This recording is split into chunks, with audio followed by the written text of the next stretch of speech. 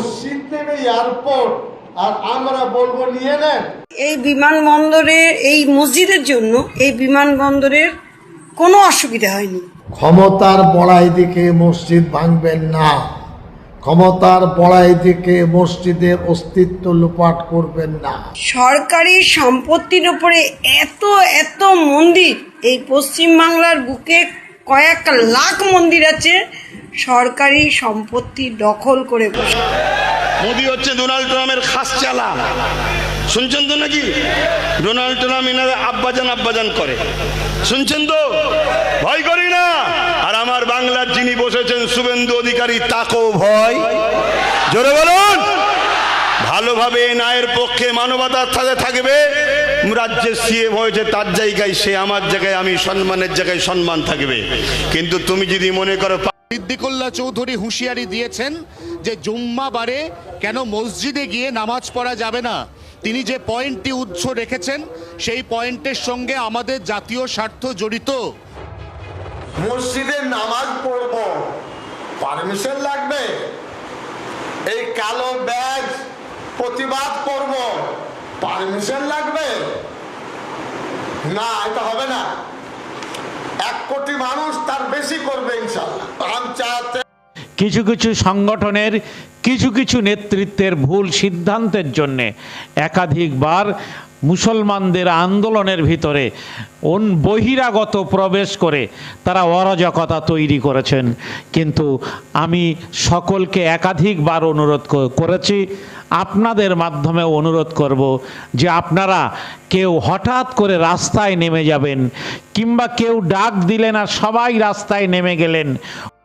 1890 সালে যে মসজিদটি তৈরি হয়েছে, তারপর এয়ারপোর্ট হয়েছে 1924-এ। এই কথাটার আমি ঘোর বিরোধী যে এয়ারপোর্ট প্রিমিসেসের মধ্যে মসজিদ, বরঞ্চ মসজিদের প্রিমিসেসে এয়ারপোর্ট এসে গেল, এই কথাটা বলা দরকার। তবে হ্যাঁ, অনেক কটা বিষয় থাকছে, নিরাপত্তার বিষয় থাকছে, থার্ড লেন তৈরি করার, রানওয়ে তৈরি করার বিষয় থাকছে, এবং মুসলিমদের ধর্মীয় উপাসনাকে রক্ষারও একটা প্রশ্ন থেকে যাচ্ছে। যখন এই এতগুলো গুরুত্বপূর্ণ বিষয় যখন থেকে যাচ্ছে, সেটা নিয়ে হুটহাট মন্তব্য না করে আমার রাজ্যের মুখ্যমন্ত্রীর কাছে আমি আবেদন এটাই করবো যে এয়ারপোর্ট অথরিটি, মসজিদ committee, civil society, Islamic scholar যারা আছে তাদেরকে নিয়ে বসুন। আমার বিশ্বাস এটা একটা সুন্দর ওয়ে আউট হবে। কারণ তখন বুদ্ধবাবুর আমল ছিলেন, সেন্ট্রাল এভিয়েশন মিনিস্টার তখন বিজেপির আন্ডারে ছিল, তারা এসেছিলেন এখানে, তারা আলোচনা করেছেন, বেশ কিছু কি নোটও ছিল।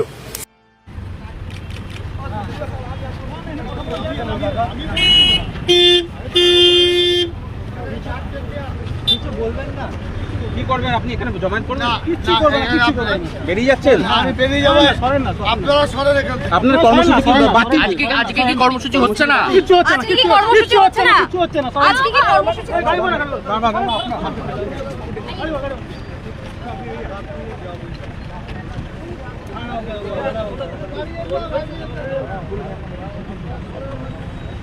আপনারা সরেন, সিপি সাহেব কথা বলবেন, আপনারা সরেন, আপনারা যান। আপনি তো গতকাল আমাদের ডেকেই ঘোষণা করেছিলেন, তো আমরা শুনবো কেন? আপনারা আগে কথা বলুন, বলুন যে আপনার কর্মসূচি কি বাতিল?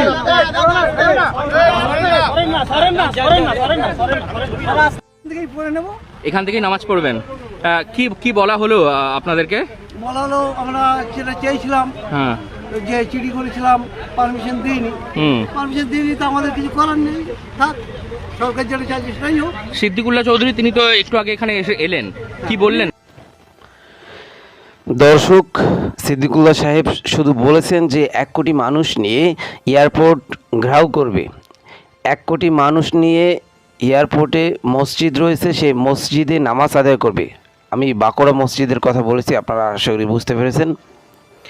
তো এটা উনি এইভাবে বলেছিলেন যে 1 কোটি মুসলমান নিয়ে আমরা সেখানে মসজিদে নামাজ আদায় করতে যাব।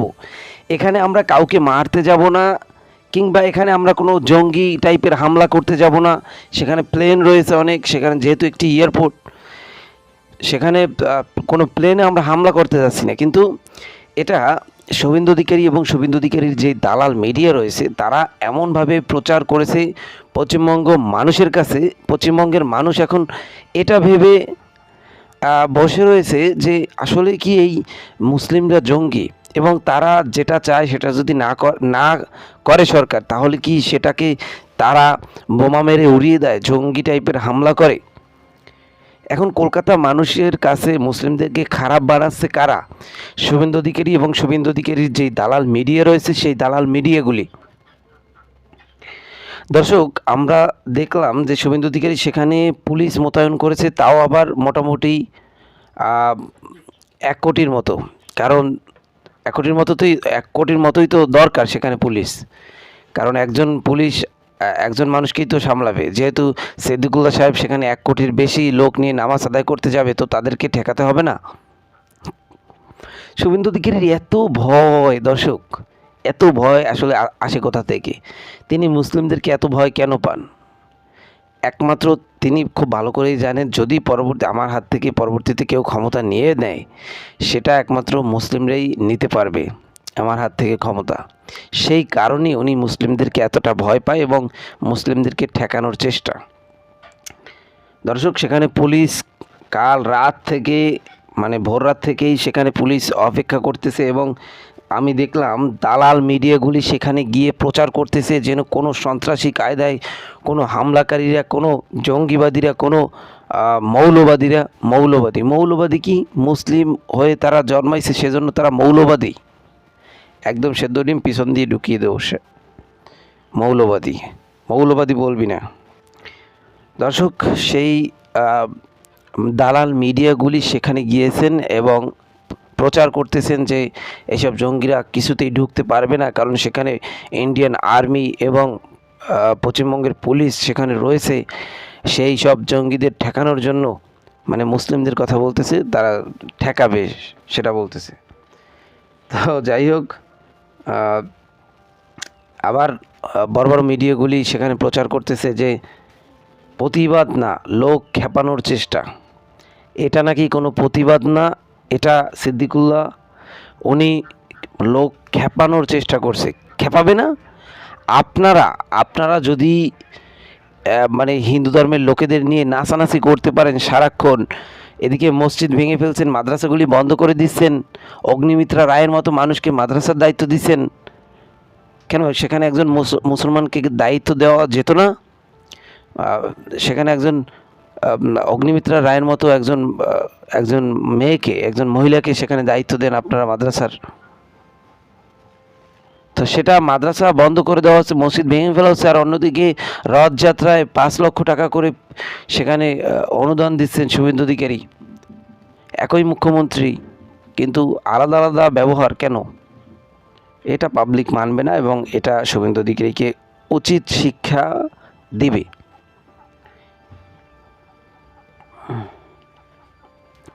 প্রতিবাদ করছেন না, লোক খেপানোর চেষ্টা করছেন, এটা কোনো কথা না। দর্শক, কামরুজ্জামান উনি বলতেছেন মুসলমানদের আন্দোলনের ভিতরে বহিরাগত ঢুকে অরাজকতা তৈরি করছে, হঠাৎ রাস্তায় নামবেন না। আসলে মানে উনি যে মুসলিমদের বিরোধী কামরুজ্জামান, বিষয়টি এরকম না। উনি ভালোর জন্য বলতেছেন যে মুসলিমরা দেখা যায় যে 1 কোটি মানুষ নিয়ে যাওয়ার কথা তো বলেছেন, সেখানে 1 কোটি না হোক কিছু সংখ্যক মানুষ তো অবশ্যই হবে, 2 লক্ষ বা 5 লক্ষ মানুষ তো হবে, মুসলিমরা তো সেখানে যাবে। তো তার ভিতরে কিছু বিজেপির কর্মীরা ঢুকে যাবে, বিজেপির হিন্দু কর্মীরা ঢুকে যাবে এবং সেখানে তারা দাড়ি টুপি মাথায় দিয়েই, মানে দলের নাম, ওই যেই আন্দোলনটা নেমেছে মুসলিমরা, যে আন্দোলনটা বাঁকুড়া মসজিদের জন্য নামাবে, সেই মসজিদের সেই আন্দোলনের ভিতর থেকে তারা হামলা করার চেষ্টা করবে এয়ারপোর্টের দিকে, এবং যাতে এই আন্দোলনকারীদের নাম খারাপ হয়, সিদ্দিকুল্লাহ সাহেবের নাম খারাপ হয়, মুসলিম জনতার নাম খারাপ হয়, সেই নাম খারাপ করার জন্য শুভেন্দু অধিকারী এরকম ফাঁদ পেতেছে। আপনারা সাবধান, এবং এরকম হামলা যদি কেউ করা শুরু করে তাহলে তাকে ধরে ফেলুন, তাকে ধরে মানে উচিত শিক্ষা দিন তাকে। এটা করবে, এটা দলের ভিতর ঢুকে বা আন্দোলনের ভিতর ঢুকে, মিছিলের ভিতর ঢুকে এরকম খারাপ কাজ করার চেষ্টা করবে, আপনারা তাকে ধরে ফেলুন। অগ্নিমিত্রা রায় বলতেছেন যে আসলে মানুষের উন্নয়ন হলে দেশের উন্নয়ন হবে। সব উন্নয়ন কি মসজিদটার উপরে পড়েছে? আমি বুঝলাম না, সব উন্নয়ন কি মসজিদটার ভিতরে? তো মসজিদটা বাদ দিয়ে অন্য অন্য পাশে যে দোকানপাট বাড়িঘর আছে সেইগুলিকে সরিয়ে সেখানে এয়ারপোর্ট করুন না। মসজিদ যেহেতু মুসলিম জাতির আবেগের জায়গা এবং এই মসজিদ প্রায় 136 বছর ধরে এখানে অবস্থিত রয়েছেন। আমি কালকে বলছিলাম যে 150 বছরের মতো, আসলে এর সূচনা হয়তো বা 150 বছরের মতোই, মানে সেখানে মসজিদ হওয়ার আগে টুকটাক নামাজ আদায় হতো, ছোটো একটি ঘর বানিয়ে, সেরকম ঘটনা আমি শুনেছি এরকম। তো সেটাকে মোটামুটি 150 বছরের ইতিহাস সেখানে এখন বুলডোজার দিয়ে উড়িয়ে দেবেন শুভেন্দু অধিকারী, এটা আসলে মানা যায় না, এটা মানা যায় না। এখানে কোনো মন্দির থাকলে ওনারা বলতেছেন, আমি দেখলাম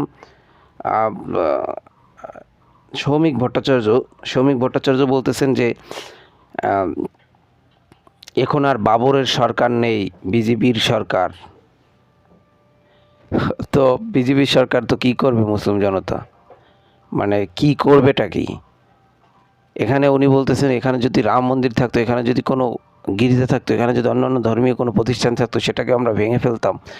অন্য কোনো জায়গায় তো আমরা এমন কোনো নিউজ দেখি না যে সরকারি জায়গায় মন্দির পড়েছে কিংবা অন্যান্য কিছু পড়েছে সেটাকে ভাঙতেছে বিজেপি সরকার। এরকম তো আজ পর্যন্ত কোনো ইতিহাস দেখলাম না, কোনো নিউজ দেখলাম না। দর্শক যা বলার বলবেন কমেন্ট বক্সে। আপনাদের জন্য কয়েকটি ভিডিও ফুটেজ আমি রেখেছি, আপনাদেরকে দেখাবো। সেই ভিডিও ফুটেজগুলি দেখা আপনাদের খুবই দরকার, সেগুলি না দেখলে আপনি আসলে বিষয়টি বুঝতে পারবেন না ভালো করে। দর্শক যদি চ্যানেলটিকে সাবস্ক্রাইব না করেন, একটি সাবস্ক্রাইব করে দিন পরবর্তী ভিডিও দেখার জন্য। যে 1890 সালে যে মসজিদটি তৈরি হয়েছে, তারপর এয়ারপোর্ট হয়েছে 1924-এ। এই কথাটার আমি ঘোর বিরোধী যে এয়ারপোর্ট প্রিমিসেসের মধ্যে মসজিদ, বরঞ্চ মসজিদের প্রিমিসেসে এয়ারপোর্ট এসে গেল, এই কথাটা বলা দরকার। তবে হ্যাঁ, অনেক কটা বিষয় থাকছে, নিরাপত্তার বিষয় থাকছে, থার্ড লেন তৈরি করার, রানওয়ে তৈরি করার বিষয় থাকছে, এবং মুসলিমদের ধর্মীয় উপাসনাকে রক্ষারও একটা প্রশ্ন থেকে যাচ্ছে। যখন এই এতগুলো গুরুত্বপূর্ণ বিষয় যখন থেকে যাচ্ছে, সেটা নিয়ে হুটহাট মন্তব্য না করে আমার রাজ্যের মুখ্যমন্ত্রীর কাছে আমি আবেদন এটাই করব যে এয়ারপোর্ট অথরিটি, মসজিদ committee, civil society, Islamic scholar যারা আছে তাদেরকে নিয়ে বসুন। আমার বিশ্বাস এটা একটা সুন্দর ওয়ে আউট হবে। কারণ তখন বুদ্ধবাবুর আমল ছিলেন, সেন্ট্রাল এভিয়েশন মিনিস্টার তখন বিজেপির আন্ডারে ছিল, তারা এসেছিলেন এখানে, তারা আলোচনা করেছেন, বেশ কিছু কি নোটও ছিল, সেই নোটটাও তোলা হোক। তখন কি কি বিষয়টা নিয়ে আলোচনা চর্চা হয়েছিল সেগুলো দেখলে অনেক দেখা যাবে। অহেতুক এটাকে নিয়ে এই মসজিদটাকে কেন্দ্র করে বিশৃঙ্খলা তৈরি হোক বা বাজে পারসেপশন তৈরি হোক, এটা আমি চাই না। এই জন্য একটা গোল টেবিলের খুবই প্রয়োজন আছে। সেটা হচ্ছে যে আমরা দেখলাম মদন মিত্র কোনো শিবির বদল করলেন, আজকে শোনা যাচ্ছে তাপস ছেড়ে দিয়ে যাবেন, মনীষ গুপ্তের নামও শোনা যাচ্ছে, কি বলবেন? দেখুন, তৃণমূল যে পাপগুলো করেছে, অবশ্যই মমতা ব্যানার্জিকে একটা বড় অংশে পাপ নিতে হবে মাথায়, কারণ তিনি দলের সর্বোচ্চ নেত্রী ছিলেন। তার আমলে অন্যায়গুলো হচ্ছিল, তিনি মুখ বুঝে সহ্য করেছেন। এই পাপের ফলগুলো এগুলো হচ্ছে। যারাই যাচ্ছে তারাই দেখছি অভিষেক বন্দ্যোপাধ্যায়ের জন্য দল থাকছে না, অভিষেক বন্দ্যোপাধ্যায়ের জন্য শিবির বদলাচ্ছে বলছে, অভিষেক বন্দ্যোপাধ্যায়কে টোপ যাচ্ছে। দেখুন, কিছুতে একটা বলে পাবলিককে বোকা বানিয়ে দিতে হবে। এতদিন অভিষেক বাবু এবি করে রাপালাপি করছিলেন, এখন কি হলো? এখন অভিষেক বাবু বলুন বা মমতা ব্যানার্জি বলুন বা তৃণমূল কংগ্রেসের যে থেকে যে মধু পাওয়ার, সেটা নাই, মধুর হাড়ি শেষ হয়ে গেছে। এখন অন্য কোনো শিবিরের নাম লিখাতে হবে মধু খাওয়ার জন্য। শুধুমাত্র কি শিবির বদল, নাকি এর পিছনে রাজনৈতিক চাপ বা ইউপিসিবিআই এর ডাক সবকিছু রয়েছে? এটা এগুলোতে থেকেই যাচ্ছে। কেউ কিছু অন্যায় করে বসে আছে বা আগামী দিনে কারোর যে লক্ষ্য আছে সেগুলো হয়তো পূরণ করে দিয়ে ব্যক্তি স্বার্থ চরিতার্থের জন্য এই কাজগুলো করছে। তবে এতটুকু বলবো, যারাই শিবির বদলাচ্ছে তারা তাদের লোকাল এলাকায় যাচ্ছে না কেন? যারা ভোট দিয়ে নির্বাচিত করেছেন তারাও একটু তাদেরকে দেখতে চাইছে, যাচ্ছে না কেন? বিভিন্ন এনজিওতে একাধিক র্যাডারে এসে যাচ্ছে, রেড হয়েছে গতকাল, বলা হচ্ছে বিদেশি টাকা এখানে আসছে এবং সেখানে বেশ বিদ্রোহী কাজকর্ম চলছে, একাধিক এরকম অভিযোগ উঠে আসছে। দেখুন, স্পষ্ট ভাষায় আমি বলতে চাই, আমার দাদু স্বাধীনতা সংগ্রামী ছিল, দেশকে স্বাধীন করার জন্য লড়াই করেছে। আমি সেই রক্ত আমার গায়ে বলছে। দেশের মধ্যে থেকে দেশবিরোধী কর্মকাণ্ড কেউ করলে তার কোনো ছাড় নেই। কিন্তু দুর্ভাগ্যে পূর্বে অনেক ধরনের অভিযোগ অনেক জায়গায় এসেছে, শুধু মিডিয়া ট্রায়াল চলেছে, বাস্তবে দেখেছি নীল। এক্ষেত্রেও তাইরিয়া ফাউন্ডেশন বলুন কি সংস্থা বলছে, যে কেউ যদি এফসিআর এর মধ্যে টাকা নিয়ে আসে তাদের কোনো অপরাধ করেনি। হ্যাঁ, এফসিআর এর সময় এখন যে বর্তমান যে কেন্দ্র সরকার চলছে, প্রচুর লোকের এফসিআর বাতিল করে দিয়েছে। বিদেশি টাকা যারা অনুদান নেয়, সে নিয়ারও পজিশন আছে, সে টাকা নিয়ে কোথায় কিভাবে খরচ করছে সেটা দেখার দায়িত্ব। তদন্ত যদি অন্যায় করে থাকে, একটাও না ছাড় পাই, তবে হ্যাঁ আমার অনুরোধ এটাই, উইদিন 6 মান্থ তদন্ত প্রক্রিয়া শেষ হোক। তাহলে ইডি, সিবিআই, এনআইএ সব নিচ্ছে, তদন্ত কচ্ছপের গতিতে চললে হবে না। উইদিন 6 মান্থ অন্যায় করলে রাস্তায় ফাঁসিটাই যাবে, এমন দৃষ্টান্ত তৈরি করতে হবে, দেশে থেকে দেশের গাদ্দারিত্ব করার সাহস হবে না।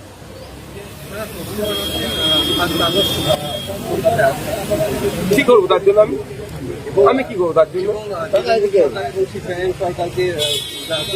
শোনো, একটা কথা বলি, বিজেপি তার প্রমিসগুলো যেগুলো করেছে ফেলিওর, উন্নয়নের ডাঙ্গা বাজাচ্ছে ফেলিওর, 3 মাসে সেরকম ভাবে কিছু করাতে পারেনি। ফলে এই উন্নয়নের ডাঙ্গা বাজাতে গেলেই এমন এমন কথা বলো, তখন দিলীপ বাবুকে দিয়ে বলাবে, তো তখন সুমিত বাবু সেটাতে আবার মলম লাগাবে। এই করে মুসলিমদের বিরুদ্ধে 4টে গরম গরম কথা বলো, এটাকে উন্নয়ন বলে চালাবে। মুসলিম সিংকে ওই জন্যই নিয়ে আসা হচ্ছে। আমি কেন বলবো, সংখ্যাগুরু গরিষ্ঠ সমাজের মানুষকে প্রশ্ন করুন যে তসলিমা নাসরিন পশ্চিমবাংলায় আসছে, যে প্রতিনিয়ত তাকে মিটাবার জন্য ঐক্য হও। আমাদের লড়াই কোনো ধর্মের বিরুদ্ধে নয়, আমাদের লড়াই হলো সন্ত্রাসের বিরুদ্ধে। আমাদের লড়াই কোনো জাতির বিরুদ্ধে নয়, আমাদের লড়াই হলো ফ্যাসিস্ট, অত্যাচারী, জালিম, স্বৈরাচারী, এজিদের মতো শাসকদের বিরুদ্ধে আমাদের লড়াই। যে লড়াই ইমাম হোসেন পাক করে দেখিয়েছে, ও লড়াই আগামী দিন আবার হবে, বিশাল লড়াই হবে। ওই লড়াইয়ে তোমরা লড়তে রাজি আছো? রাজি আছো? যদি রাজি থাকো, ঐক্যবদ্ধ হও, একতা হও, দেখো কার পিছনে দাঁড়াতে হবে সেটা ভাবো। কেন নতুন করে তোমাদেরকে আবার বিভিন্ন দিকে, ওই বললাম না কড়াই ছিলাম চুলোই পড়ে গেছি, চুলো থেকে উঠা যাবে না? যাবে না? জোরে বলুন। হ্যাঁ, ইনশাল্লাহ আল্লাহ উঠাবে। বলুন, কে উঠাবে? হ্যাঁ, এই মান আছে তো নাকি? কোনো চিন্তা করবেন না, ভয় আল্লাহ ছাড়া কাউকে খাবেন না। শুনছেন তো নাকি? আমরা ডোনাল্ড ট্রাম্পকে ভয় করি না, আর ডোনাল্ড ট্রাম্পের খাস চালা মোদিকেও ভয় করি না। মোদি হচ্ছে ডোনাল্ড ট্রাম্পের খাস চালা। শুনছেন তো নাকি? ডোনাল্ড ট্রাম্প এনারা আব্বাজান করে, শুনছেন তো? ভয় করি না। আর আমার বাংলার যিনি বসেছেন শুভেন্দু অধিকারী, তাকেও ভয়। জোরে বলুন। ভালোভাবে ন্যায়ের পক্ষে মানবতার সাথে থাকবে। রাজ্যের সিএম হয়েছে, তার জায়গায় সে, আমার জায়গায় আমি, সম্মানের জায়গায় সম্মান থাকবে। কিন্তু তুমি যদি মনে করো পাওয়ারের আসনে বসে যা খুশি করে নেব, অত সহজ নয়। খোদার মা দুনিয়ার বাদ। কথা বুঝে আসছে তো ভাইরা আমার? তাই আপনাদেরকে বলবো, আল্লাহ ছাড়া কাউকে ভয়, আল্লাহ ছাড়া কাউকে ভয়। জবান খুলে খুলে বলুন, আল্লাহ ছাড়া কাউকে, আল্লাহ ছাড়া অন্য কাউকে ভয়। আর নবী ছাড়া আমাদের কেউ নেতা মানি না। কথা বুঝে আসছে? ভালো মুখ্যমন্ত্রী ভালো বলবো, ভালো প্রধানমন্ত্রী ভালো বলবো, খারাপ মুখ্যমন্ত্রী খারাপ বলবো, খারাপ প্রধানমন্ত্রী খারাপ বলবো, ভালো লোক ভালো বলবো, খারাপ লোক খারাপ বলবো, ভালো মুসলমান ভালো মুসলমান, ভালো অমুসলিম ভালো মুসলিম। যদি মুসলমান খারাপ হয় তাকে খারাপ মুসলমান বলবো। ঠিক তো নাকি? হ্যাঁ, এই হক কথা বলতে হবে। জালিম শাসকের সামনে হক কথা বলা সব থেকে বড় জিহাদ। কথা বুঝে আসছে? হক কথা বলো, কিন্তু বলার আগে কিছু কাজ আছে তো নাকি? সেই কাজগুলো করো। তাই তোমাদেরকে ডাকছি, প্রত্যেকটা গ্রামে নাম ফোন নাম্বার লেখো, কারা আছো আমার সাথে জমা দাও। দিন যখন হবে একটা একটা গ্রাম ধরে ধরে ডাকবো, তোমাদের সঙ্গে বসবো, কিছু প্ল্যান পরিকল্পনা বলবো, কিছু আলোচনা প্রেম ভালোবাসার কথা বলবো। বড় মাঠে খেলার আগে ঘরের মাঠে প্র্যাকটিস করতে হয়, জানেন না? আর তুমি যদি মনে করো যে না, তাহলে আমার সমস্যা নেই। কেন আমি গত 8-10 বছরে সব বলে দিয়েছি। আমি এমনও বলেছি, একদিন মসজিদে যাবেন, দেখবেন AK-47 দাঁড়িয়ে আছে। যখন এয়ারপোর্টে মসজিদে ঢুকছে,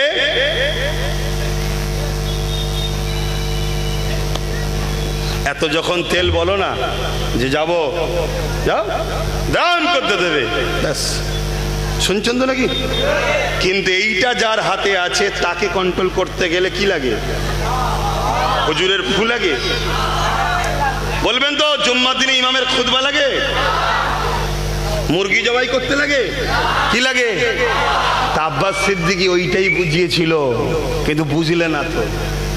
ওইটাই বুঝিয়েছিল যে আসো আসো ঐক্যবদ্ধ হও, তা না করে কোরআনের দুশ্মনকে দিল 91% মুসলমান ভোট। কে? কোরআনের দুশ্মন, যে বলেছিল কোরআন শেষ হয়ে যাবে আমার উন্নতি। শুনছেন তো? আর আল্লাহ খোদা তাকে এমন শেষ করেছে, তার আপনজনরাই তাকে ছেড়ে পালিয়েছে। ঠিক তো নাকি? কিন্তু আপনাদেরকে আর একটা কথা বলে যায়, যারা তাকে ছেড়ে চলে গেছে তারাও কত বড় গাদ্দার, চিন্তা করুন। হ্যাঁ, যে এতদিন ছিলি যার সাথে, বিপদের দিনে তাকে ছেড়ে দিলি। ঔষধ আসতে থাকতে পারতিস কি? আমি তার লোক নয়, তারপরেও বলছি তাকে ছেড়ে দিলি। আর একটা কথা বলি, তোমাকে আমাকে কতটা ঘৃণা করে এরা দেখো। ওই যে বেরিয়ে চলে গেল যে পার্টটা, সেই পার্টের মাথা তো মেন নেতৃত্ব দিচ্ছে কে দেখো? মুসলমান তো নাকি? মুসলমান নেতৃত্ব দিচ্ছে তো, আওয়াজ দেবে তো সেই ওরা। কথা বুঝছেন না? বোঝেন নি? ওরা বলতো অমুসলিমের কথা বলছি নি, কথা মাথায় ঢুকছে? সেই দেখো কেন 91% মুসলমানের ভোটে তো জিতেছিস, তাহলে কমসে কম তোদের মধ্যে যারা হবে মাথায় একজন কেউ বসুক না। না, মুসলমানকে দেওয়া যাবে না। তাই আমি যে কথা বলতে চাইছি, আমরা চুলোতে পড়ে গেছি, চুলো থেকে উঠতে হবে তো নাকি? চেষ্টা করতে হবে তো নাকি? চেষ্টা করা আমাদের কাজ। বিজয় কার? সাহায্য করবেন কে? এই বিমানবন্দরের, এই মসজিদের জন্য এই বিমানবন্দরের কোনো অসুবিধা হয়নি। ক্ষমতার বড়াই দিকে মসজিদ ভাঙবেন না, ক্ষমতার বড়াই দিকে মসজিদের অস্তিত্ব লোপাট করবেন না। সরকারি সম্পত্তির উপরে এত এত মন্দির, এই পশ্চিমবাংলার বুকে কয়েক লাখ মন্দির আছে, সরকারি সম্পত্তি দখল করে বসে আছে। আমি হিন্দু হয়েই বলছি, এয়ারপোর্ট বিমানবন্দরের ভেতরে যে মসজিদটা আছে সেই মসজিদটা ভাঙা হবে শুনছি। কেন? আমার প্রশ্ন কেন? কারণ আমি ছোট থেকে এখানেই বড় হয়েছি, এয়ারপোর্ট বিমানবন্দরের পাশেই আমার বাড়ি। আমি দেখেছি এই বিমানবন্দরের, এই মসজিদের জন্য এই বিমানবন্দরের কোনো অসুবিধা হয়নি। কারণ এখান দিয়ে, কেন বলছি, কারণ আমরা যখন ছোট ছিলাম বিমানবন্দরের ভেতরে ঢুকে বিমান চলাফেরা, মানে বিমান ওঠানামা করা আমরা দেখতে পেতাম। এখন অনেক উন্নত হয়ে গেছে, এখন এয়ারপোর্টের ভেতরে ঢুকতে দেওয়া হয় না, কিন্তু বিমান উঠতে, প্লেন উঠতে বা নামতে ওই মসজিদ কোনো সমস্যা সৃষ্টি করে না। তবুও কেন এই বিমানবন্দরের ভেতরে থাকা মসজিদটাকে ভাঙার পরিকল্পনা চলছে? আমি এখন একটা কথা বলি যে এই বিমানবন্দরটা ভাঙা কি এতটাই জরুরি? তাহলে সরকারি সম্পত্তির উপরে এত এত মন্দির, এই পশ্চিমবাংলার বুকে কয়েক লাখ মন্দির আছে, সরকারি সম্পত্তি দখল করে বসে আছে। আমি হিন্দু হয়েই বলছি, তাহলে সরকারি রাস্তার ওপরে যে মন্দিরগুলো, সরকারি জলের ট্যাঙ্কের গায়ে যে মন্দির আছে, এরম অনেক আছে, খোঁজ নিয়ে দেখবেন সরকারি সম্পত্তির উপরে, সেই মন্দিরগুলোকে কেন ভাঙার পারমিশন দেওয়া হচ্ছে না? আমি হিন্দু মুসলিম বুঝি না, আমি বুঝি ওপরওয়ালা একটাই, বিভেদ সৃষ্টি করেছি আমরা, হিন্দু মুসলিম সৃষ্টি করেছি আমরা, সবার আগে মানুষ, আমরা বাঙালি। আমরা এতদিন জানতাম আমরা বাঙালি, কিন্তু বর্তমানে 2026-এর পর থেকে আমরা টের পাচ্ছি আমরা জাতি নির্বিশেষে আছি। হিন্দু মুসলিম শিখ ঈসাই এগুলোকে আঙুল দিয়ে দেখানো হচ্ছে। কেন? এই নীতিতে তো আমি অন্তত ছোট থেকে বড় হইনি, যার জন্য আমার ভেতরে লাগছে। আমাদের ঘরে ছোট ছোট আমাদের ছেলেমেয়েরা বড় হয়েছে, আমাদের নাতি নাতিরা, এরা কি শিখবে? জাতির বিভাজন। এইটা থেকে একটু বিরত থাকলে হয় না? আমি জানি না, আমার এটা খারাপ লাগলো তাই বললাম যে এই মন্দির মসজিদ নিয়ে খেলা এটা বন্ধ। যদি মসজিদে আগুন লেগে যায়, যদি কোরআন শরীফ পুড়ে যায়, সনাতনী হিন্দু, প্রকৃত হিন্দু, সে দৌড়ে যাবে মসজিদে, কোরআন শরীফকে বুকে নিয়ে বলবে, সন্ত্রাসের আগুন তুমি নিভে যাও। কলকাতার বাগড়া মসজিদ মুসলমানদের তাদের জোহরে নামাজ পড়তে দেওয়া হয়নি। আচ্ছা, আমি কি বলছি, আমরা কি ভাবতে পারি না ওটা মসজিদ না হয়ে ওটা হচ্ছে আমাদের রামের মন্দির? ভাবতেও তো পারি। তাহলে ঈশ্বর সবার একার সমান, একার নয়, সবার সমান। যেমন আল্লাহ আমাদের, যেমন রামও আমাদের। অবশ্যই এটা আমরা কেন ভাবতে পারছি না? তাদের বাগড়া মসজিদ কেন ভাঙা হবে? কেন তাদের নামাজ পড়তে দেওয়া হবে না? 100 কত বছরের ওদের ওই মসজিদটা, প্লিজ ওটা ভাঙবেন না, ভাঙবেন না। ওদের মসজিদ, ওদেরকে নামাজ পড়তে দিন, ওদের মসজিদে ওদের নামাজ পড়তে দিন। কেন দেবেন না? আমি তো বুঝতেই পারছি না সমস্যাটা কোথায়। কেন ভাবতে পারছেন না ওটাও আমাদের এক ঠাকুরের স্থিত্ব ধাম? কেন ভাবতে পারছি না আমরা হিন্দুরা? আমরা তো ভাবতে পারি ওটা আমাদের একটা ধাম, নিশ্চয়ই ভাবতে পারি। মুসলিম বলে জাত হয় না, হিন্দু বলে জাত হয় না, জাত হয় নারী পুরুষের। তাহলে কেন ভাবতে পারছি না ওই যে বাগড়া মসজিদটা আমাদের হিন্দু স্থান? আমরা কেন ভাবতে পারছি না? আমরা সবাই কেন একতা হয়ে ভাবতে পারছি না? আমরা কেন সেই মসজিদটা ভাঙবো? পুরীর ধাম যেমন আমাদের ধাম, ওই বাগড়া মসজিদটাও আমাদের ধাম। ভাবুন, ওটা আমাদেরও গুনাহ হবে, আমাদেরও পাপ হবে ভাঙলে।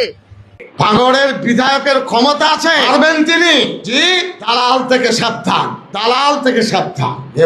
এ মসজিদ আল্লাহর ঘর, মুসলিম কমিউনিটি। আজকে সমাজ বিজ্ঞান নিয়ে দুটো চরম সত্যি কথা বলবো। কদিন ধরে চারপাশে যা দেখছি তাতে আমার মনের ভেতরটা আমার এই ব্লগার আর তা চুপ থাকতে পারলো না। আমি আবার বেশি একটা চুপ থাকতে পারি না। আচ্ছা, তোমরা তো সবাই জানো যে আমি একজন হিন্দু মেয়ে, সকাল সন্ধে পুজো অর্চা করা, শাক বাজানো সবটাই কিন্তু আমার সংস্কৃতির অংশ। তাই বলে কি চোখের সামনে একটা ভালো জিনিস দেখলে সেটা নিয়ে কথা বলবো না? আলবাত বলবো। রিসেন্টলি আমাদের মুসলিম ভাই বোনেরা যা ডিসিপ্লিন দেখালো না ভাই, জাস্ট আমি ফ্লাড। মানে সরকার থেকে নোটিশ এলো রাস্তায় ট্রাফিক জ্যাম করা যাবে না, রাস্তায় নামাজ পড়া যাবে না। আমরা তো ভেবেছিলাম ওরে বাবা এবার বোধহয় একটা এলাহি কাণ্ড একটা ঘটবে, টিভিতে ব্রেকিং নিউজ চলবে, কিন্তু না, ওনারা বললেন আচ্ছা ঠিক আছে বাবা, রাস্তায় জ্যাম করে সাধারণ মানুষের সমস্যা করে লাভ নেই, চলো আমরা ঘরের ভিতর বা ছাদে বা যার যার যেখানে যার সুবিধা সেখানে শান্তিতে সেরে নিই ব্যাপারটা। মানে কোনো চিল চিৎকার নয়, কোনো রাস্তা অবরোধ নয়, একদম কুল অ্যান্ড কাম পারফরমেন্স। আর কুরবানির গরুর ব্যাপারটা কি হলো? সরকার বললো নিয়ম মেনে ঘরোয়া ভাবে করো, তারা বলো তথাস্তু। মানে বাধ্য ছেলের মতো ওনারা সবটা মেনে নিলেন। মাঝখান থেকে যারা সোশ্যাল মিডিয়ায় একটু ঝামেলা নিয়ে খই ভাজছিল তাদের পপকর্ন পুরো ভেস্তে গেল। তারা ভাবছে দূর ভাই, একটু তো সিনক্রেট হলোই না, এখন আমরা কি করে ভিউজ বাড়াবো, তাই না? এখন আমি এই কথাগুলো বলছি দেখে কিছু কিছু মহাজ্ঞানী পাবলিক আমার কমেন্ট বক্সে এসে জ্ঞান দিতে শুরু করবে। ওরে বাবা, হিন্দু মেয়ে হয়ে তুমি মুসলিমদের কেন সাপোর্ট করছো? তুমি ওটা কেন বললে? আরে ভাই শোনো, আমার এই চোখের সামনে দেখো দুটো বড় বড় লেন্স লাগানো আছে, দেখেছো? যেটা ভালো, যেটা নিয়মনিষ্ঠ, সেটাকে ভালো বলতে কোনো ধর্মের পারমিশন লাগে না, বুঝেছো? আর এই যে আমাকে যারা চেনো তারা খুব ভালো করেই জানো তাতে কার চর্বি গলে গেল আর কার পেট খারাপ হলো, I really don't care, I am বিন্দাস। আসল কথা কি জানেন, একজন হিন্দু মেয়ে হিসাবে আমি গর্বিত, আর একজন ভারতীয় হিসাবে আমি চাই আমাদের সব ধর্মের মানুষ এভাবে শান্তিতে থাকুক। নিয়ম মানা, শান্তিতে থাকা একটা আর্ট, বুঝেছেন? আর সবাই তো আর শিল্পী হতে পারে না, তাই না? তাই ভালো জিনিসটাকে একটু মন খুলে তারিফ করাই যায়, আপনারাও করুন, বুঝলেন? ভালো লাগবে। টাটা। আমরা যারা ভারতবর্ষের নাগরিক, আমরা জানি আমাদের অধিকার কি, সংবিধান আমাদের কি অধিকার দিয়েছে। অন্ধভক্তরা না জানতে পারে, কিন্তু আমরা জানি। সেই জন্যই আমাদেরকে অধিকার আদায়ের জন্য আন্দোলন করতে হচ্ছে। তা আন্দোলন করতে হচ্ছে কেন? কারণ গাধাদের সরকার বসে রয়েছে মসনদে, ফলে তারা তো চালাবে না ঠিক করে। সেক্ষেত্রে আমাদের প্রতিবাদ করতে হবে। আমাদেরকে সেই জন্যই যন্তর মন্তরেতে হাঙ্গার স্ট্রাইক করতে হচ্ছে, ধর্মঘট করতে হচ্ছে। ধর্মেন্দ্র প্রধানের মতো একটা অশিক্ষিত প্রধানমন্ত্রী কতটা শিক্ষিত সে তো আমরা জানি না, কিন্তু ধর্মেন্দ্র প্রধানের মতো অশিক্ষিতকে রেখে দিয়েছে। এদিকে সোনম ওয়াংচুক হাঙ্গার স্ট্রাইক করছে, আর ধর্মেন্দ্র প্রধান তার জন্মদিনেতে ভোজ খাচ্ছে আরামসে। মোদি এমন শিক্ষিত যে ভরসা করে মানুষকে জানাতে পারে না যে কতদূর পড়াশোনা করেছে। আর অন্ধভক্তরা আইটি সেল নানা রকম ভাবে তার পাসের সার্টিফিকেট দেখাচ্ছে, সেগুলো যে মিথ্যে তৈরি করা, সেগুলো যে আমরা বুঝতে পারি শিক্ষিত লোকরা। অন্ধভক্তরা গোবর মাথারা বুঝতে পারবে না, কিন্তু আমরা তো বুঝতে পারি। দর্শক, এতক্ষণ আপনারা দেখলেন আসলে সৌমিক ভট্টাচার্যর কি বললেন। উনি বললেন যে এখানে কোনো মন্দির থাকলে বা মসজিদ বা অন্য কোনো ধর্মীয় প্রতিষ্ঠান থাকলে সেটাকে আমরা ভেঙে ফেলতাম। আপনার কি মনে হয় সেটাকে উনি ভাঙতো? আমি তো একটু আগে বললাম যে ইতিহাস বা কোনো নিউজে কখনোই দেখলাম না, কোনো খবরে কখনোই দেখলাম না যে একটি মন্দির সরকারি জায়গায় রয়েছে সেটাকে সরাচ্ছে। এটা তো দেখলাম না, এরকম নজির নেই বলতে চলে। কিন্তু বাঁকুড়া মসজিদ সব উন্নয়ন বাঁকুড়া মসজিদের ভিতর ঢুকেছে এবং সেখানে সেটা করতেই হবে। দর্শক, আব্বাস সিদ্দিকী ভাই কিন্তু একদম উচিত কথা বলেছে, এবং আব্বাস সিদ্দিকী ভাইয়ের মতো আসলে ভাইজানের মতো লোক আসলে দরকার মুসলিমদেরকে মুসলিমদেরকে লিড দেওয়ার জন্য, মুসলিমদেরকে আসলে সঠিক পথে এগিয়ে নেওয়ার জন্য আব্বাস সিদ্দিকী ভাইয়ের মতো লোক আসলে দরকার। উনি কোনো রাজনীতিতে নেই, কিন্তু উনি যেইভাবে বক্তব্য দিয়েছেন যে শুভেন্দু অধিকারী গোনার টাইম নেই, আমাদের কাছে নরেন্দ্র মোদী গোনার টাইম নেই, এটা আসলে খুবই ভালো লেগেছে। দর্শক, যা বলার বলবেন কমেন্ট বক্সে। আজকের মতো আমরা এখানেই শেষ করলাম। পরবর্তী ভিডিও দেখার জন্য আমাদের চ্যানেলে চোখ রাখুন, এবং পরবর্তী ভিডিও দেখার জন্য অবশ্যই আমাদের চ্যানেলটিকে সাবস্ক্রাইব করে রাখবেন। এবং আপনার মতামত, আপনার মাথার ভিতরে তো কোনো এই ভিডিও দেখার পর কোনো না কোনো মতামত অবশ্যই ঘুরতেছে, সেই মতামতটা কমেন্ট বক্সে লিখে দিয়ে যাবেন। আপনাদেরকে কেউ মারবে না, এই ইউটিউবে কমেন্ট করলে কেউ মারে না, অবশ্যই কমেন্ট করবেন।